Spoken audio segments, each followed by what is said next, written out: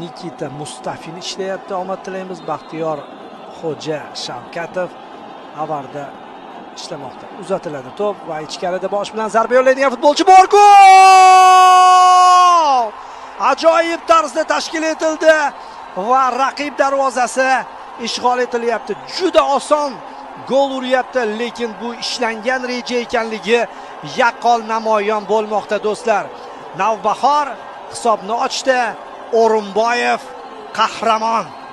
O'rinboyev reaksiya berdimi, bermadimi bilmadim. Mana bunaqa o'ynab ketildi. Ofsayd yo'q. Ichkariga uzatma bo'ladi. Havodan zo'r pas. Bildingiz-a, kim xatoga yo'l qo'yganligini taxminan bilib oldingiz. Bu yerda Uskokovich shundoq yonidan Zabihillani o'tkazib yubordi. Uchrashuv mana shunday, ammo yutayotgan jamoa ko'pincha 1-0 dan keyin himoyaga tushib olardi.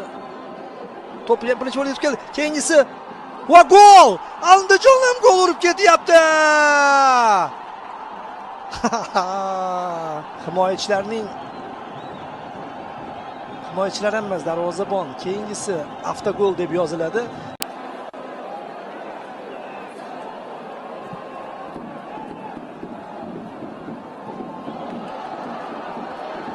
Xo'sh, Navbahorning hujumi va hozir hisob o'zgarishi mumkin. O'zgaryapti!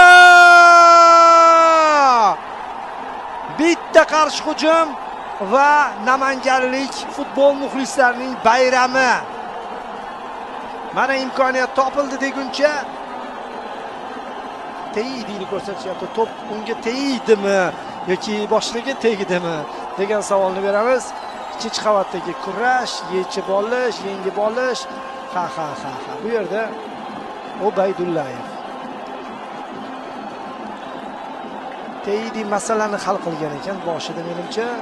Umid Ergashevning uzatmasini mana ko'rdingiz, shu joyda, bu yerda hammasini yo'q, G'ulomov urgan ekan umuman o'zida, hattoki. Chunki yechib bergan, to'pni havoda yutib bergan Zabihilla. Oxirgi hujum emasda bu hali. Hop, uzatma yomon emas va to'p darvozaga kirib ketishi mumkin. Va gol! Gol! Andijon gol uryapti! Yana o'sha voqea. Deja vu. Islom Mamadkazimmi? Uyg'oting meni. Uyg'oning agar uxlagan bo'lsa.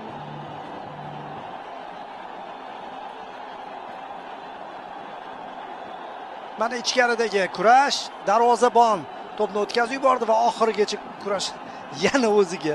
Teydiga to'p teydi. Teydi do'stlar, teydiga to'p. Shuning oqibatida gol aynan mana shu legionerga yoziladi. Asosiy ishni esa Mamadkazin qilganligini qayd etamiz.